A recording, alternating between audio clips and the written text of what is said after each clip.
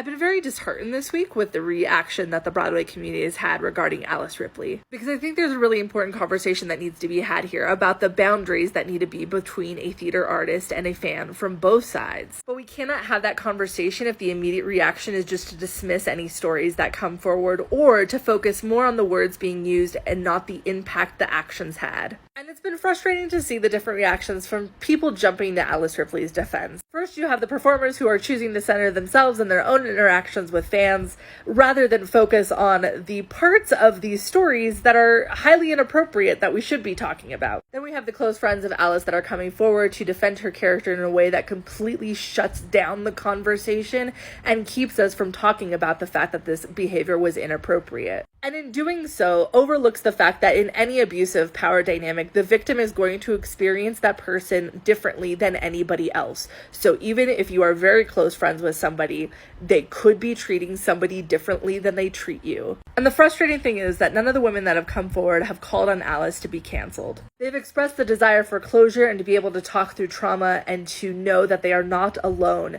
and that the behavior that they experienced is not normal nor healthy. The most anybody has asked is for an apology and an acknowledgement from Alice, and they weren't even able to get that. This is not a call for pitchforks, but for conversation. But pitchforks have been picked up nonetheless, and these women have been called some horrible things for sharing their story, and honestly, Alice has also been called some things that have been too extreme and distracting for the situation. This has led to a pick-a-side mentality that is ultimately distracted from the actual conversation that needs to be happening. If you haven't read Onstage Blog's newest article, please do so, because this is absolutely the conversation that we should be focused on right now.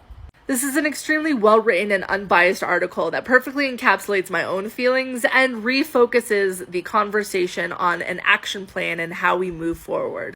And I agree with 100% of this article, but what really hit home for me is this question of, do I think she should be canceled or have her career destroyed over this? And I, like Chris, don't know. And for me, that is 100% to do with her reaction. Because it's one thing to behave inappropriately, but when you're called out on it and your initial reaction isn't to take a step back and to acknowledge, wow, maybe my behavior really was toxic and how can I do better in the future? But instead to call those people coming forward trash, that says a lot about a person's character. I encourage you to form your own opinion on whether you would support Alice in the future, and I definitely hope you read Onstage Blog's article. This is definitely a conversation that I hope we continue to have, because ultimately it's necessary for the safety of both the performers and the fans.